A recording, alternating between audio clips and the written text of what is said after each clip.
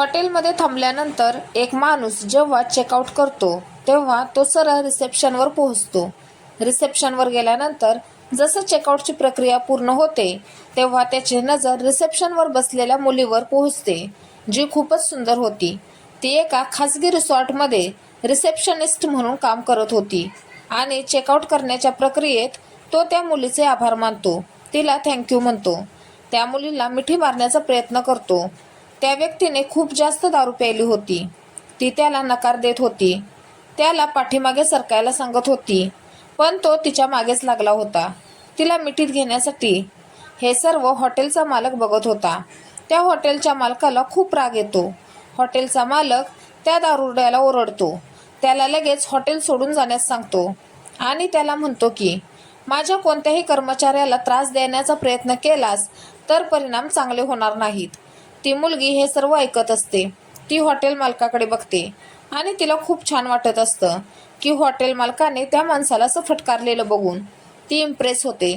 तिला खूप आनंद होतो. तिला असं वाटायला लागतं की तिला असं हॉटेल मिळालं आहे की तिच्या सुरक्षेचा तिथं विचार केला जात आहे, जिथं तिच्याबद्दल खूप चांगला विचार केला जात आहे. आपल्यासोबत झालेल्या ह्या गोष्टी ती तिच्या मित्रासोबत शेअर करते आणि त्याला म्हणते की खरंच मला खूपच छान हॉटेल मिळालं आहे, जिथं माझ्यासोबत काहीही अघटित घडू शकत नाही. तिला हे माहीत नव्हतं की तिच्यासोबत जे घडतं आहे ते प्री प्लॅनिंग असतं की अचानक घडतं. त्याच्यानंतर जे त्या मुलीसोबत घडतं ते पाहून पूर्ण भारत हैराण आहे की कोणी व्यक्ती असं एखाद्याशी कसं काय वागू शकते. पण ही बातमी तेव्हा लोकांपर्यंत पोचते जेव्हा तिचं नाव दुसऱ्या मुलीशी मॅच करत असतं. झारखंडमधील एका मुलीची हत्या केली जाते जिचं नाव अंकिता सिंग असतं. त्या हिशोबाने पूर्ण भारतभर हा संदेश पसरवला जातो. तेव्हा लोक एकच आवाज उठवतात की आरोपीला फाशी द्या.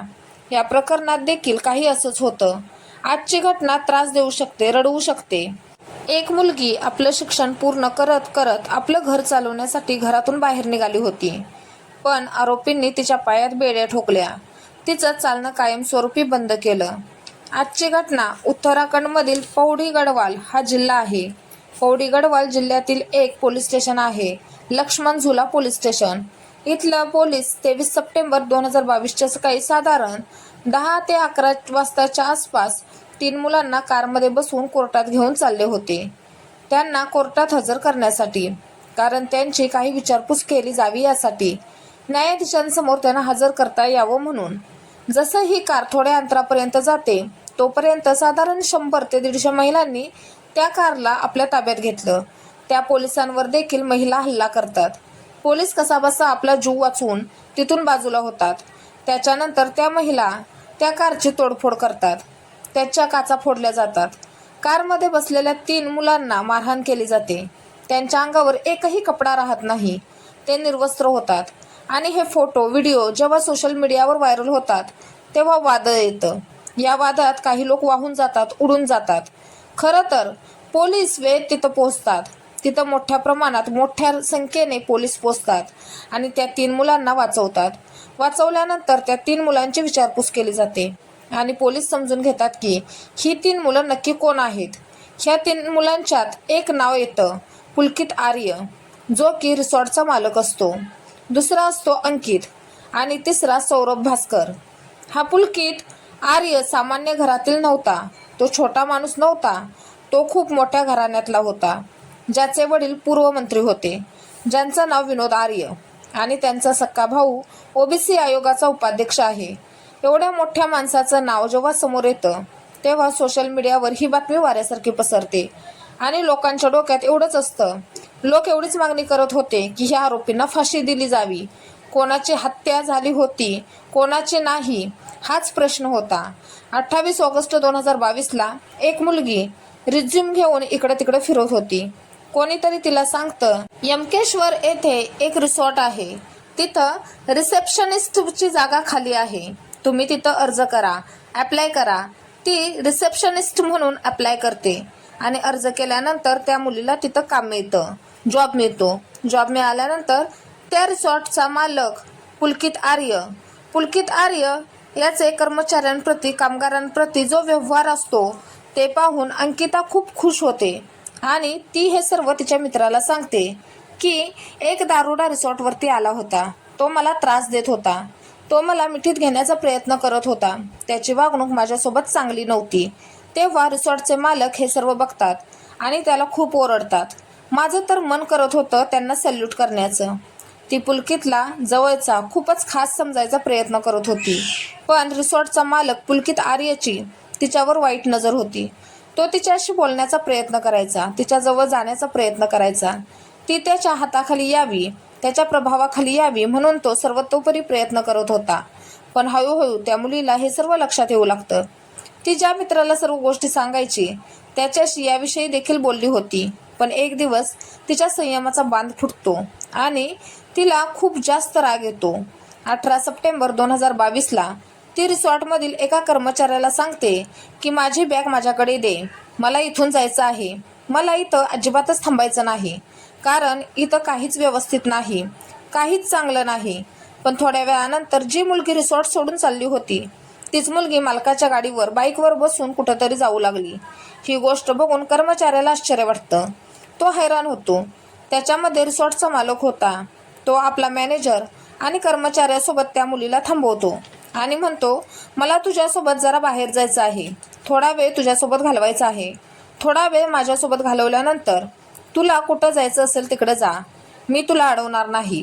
18 सप्टेंबरच्या रात्री तिला हे 3 लोक म्हणजे मॅनेजर, कर्मचारी आणि मालक घेऊन जातात आणि अशा जागेत जिथं भयान शांतता, चिटपाखरूही नाही अशा ठिकाणी, तिथं कालवा आहे, बॅरेज आहे, अशा ठिकाणी जाऊन ते बोलत होते. त्यांचं बोलणं चाललं असतानाच ती मुलगी त्या मालकाला म्हणते, मी तुझं हे रूप सगळ्यांसमोर आणीन. ज्या प्रकारचं काम तू मला करायला सांगत आहेस ते चुकीचं आहे. हे बोलण्या अगोदर तिनं तिच्या मित्राला फोन लावला होता की मी बॅरेजच्या जवळ चालले आहे आणि त्यांनी मला बोलण्याच्या निमित्ताने कालव्याजवळ आणलं आहे. मी पूर्णपणे फसली आहे, ती असं मित्राला सांगते. तेव्हा मित्र तिला म्हणतो, तू काळजी करू नको, मी लगेचच तुझ्याजवळ येईन, तुला भेटेन. बॅरेजवर ते बोलत होते. बोलता बोलता राग वाढतो आणि मालकाचा फोन कालव्यात हातातून निसटून पडतो आणि याचा आरोप अंकिता भंडारीवर लागतो. मालकाचा फोन पडल्यानंतर त्यांच्यात झटापट सुरू होते आणि अंकिताला धक्का दिला जातो त्या कालव्यात आणि ती त्या कालव्यात बुडायला लागते.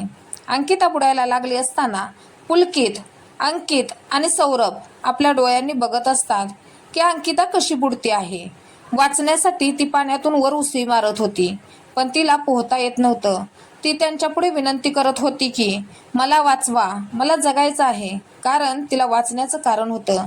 ती असं की ह्या मुलीनं 2020मध्ये कॉमर्स साईडमध्ये प्रवेश केला होता. 88% मार्क्स पाडून ती टॉपर राहिली होती. जितकी ती दिसायला सुंदर होती त्याच्यापेक्षाही सुंदर अभ्यास करण्यात, अभ्यासाच्या बाबतीत होती. तिला काम करायला, अभ्यास करायला खूप आवडायचं. तिची घरची परिस्थिती खूपच गरिबीची होती. तिनं घरच्यांना विश्वास दिला होता की मी काम करून माझं शिक्षण पूर्ण करेन, मला हॉटेल मॅनेजमेंटचा कोर्स करायचा आहे आणि मला पैसे कमवायचे आहेत आणि कुटुंबाचं पालन पोषण करायचं आहे, घरचा खर्च चालवायचा आहे, खर्च बघायचा आहे. तिच्या आईवडिलांनाही गोष्ट खूपच आवडली की आजकाल मुली पुढं चालायला लागल्यात, त्या मुलांची जबाबदारी देखील आपल्या खांद्यावर घेऊ शकतात. तिच्या घरची जी गरीब परिस्थिती होती ती दूर होईल, तिच्या घरच्यांचा त्रास कमी होईल. 28 ऑगस्ट 2022ला तिला नोकरी लागली होती आणि तिला हे माहीत नव्हतं की तिच्या रिसॉर्टवर जो दारुडा आला होता त्याला पैसे देऊन ह्या मालकानेच ते नाटक करायला लावले होते, कारण तिला इम्प्रेस करायचे होते, तिला आपल्या जाळ्यात ओढायचे होते. हे सर्व षडयंत्र होतं, कारण ती आपल्या मालकाप्रती अट्रॅक्ट होईल, तिला मालकाविषयी आकर्षण वाटू लागेल. जेव्हा ती मालकाच्या जवळ जाऊ लागते तेव्हा मालक तिला म्हणतो की हॉटेलमध्ये येणारे जे काही लोक आहेत, पाहुणे आहेत, ते तुला त्यांच्यासोबत रात्र घालवायची आहे, त्यांच्या मनासारखं वागायचं आहे, त्यांना खुश करायचं आहे. तू त्यांना खुश केलंस तर तुला खूप जास्त पैसे मिळतील, तुझा नोकरीचा पगार वेगळा आणि तू जे हे ओव्हरटाईम करणार ते पैसे वेगळे. रोज कोणी ना कोणी येतं, मोठमोठ्या पार्टीज असतात, मोठमोठे लोक इथं येत असतात. तू त्यांच्यासोबत रात्र घालवलीस तर त्यात तुझाही फायदाच आहे, तुला त्याची योग्य ती किंमत मिळेल, कारण तू खूपच सुंदर आहेस. पण अंकिता भंडारी ही गोष्ट मान्य करायला तयार नव्हती. काही झालं तरी ती वाईट मार्गावर चालणार नव्हती. ती ठरवते की काही झालं तरी तिला इथं थांबायचं नाही, म्हणून ती 18 सप्टेंबर 2022ला कायमचं रिसॉर्ट सोडून कायमचं काम सोडून जाणार होती. तिनं तिच्या मित्राला देखील याची कल्पना दिली होती, पण बॅरेजवर तिच्यासोबत काही वेगळंच घडतं. ती कालव्यात पडते आणि बुडून मरते.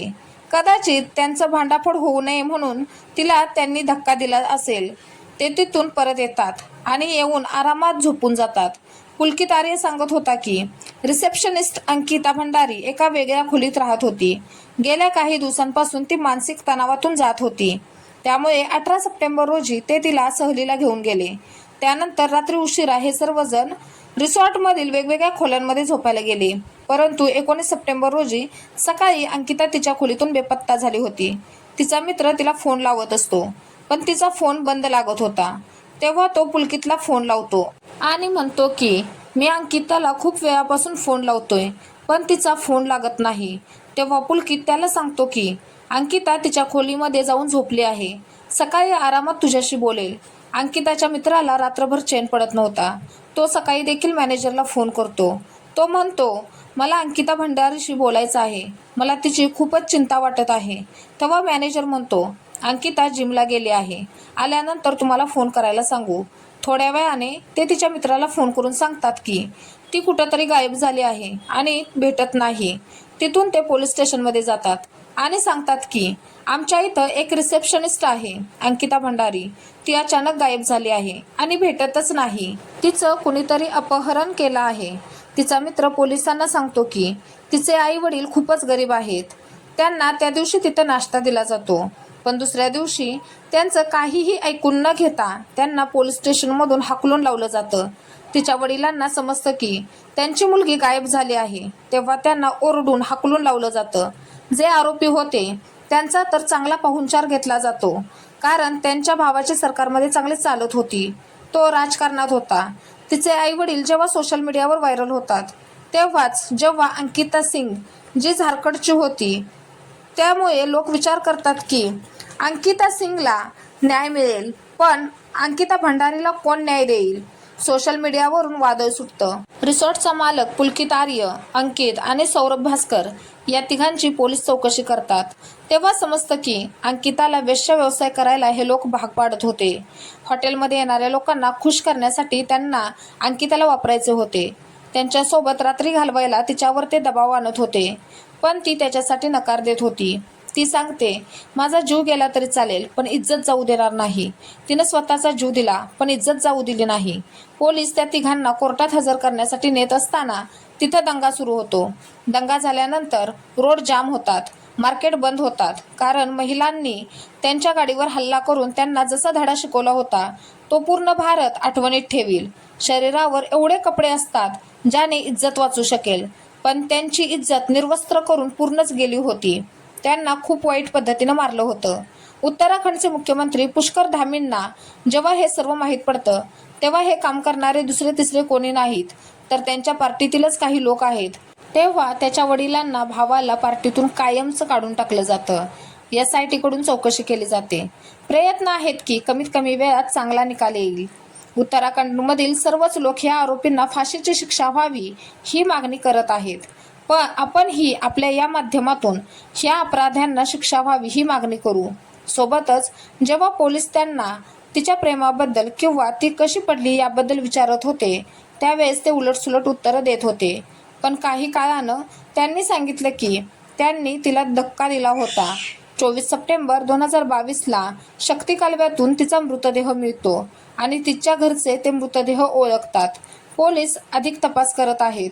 ही घटना सांगताना कोणालाही दुखावण्याचा किंवा त्रास देण्याचा हेतू नाही. तुम्हाला सतर्क करणं आणि जागरूक करणं हाच आमचा उद्देश आहे.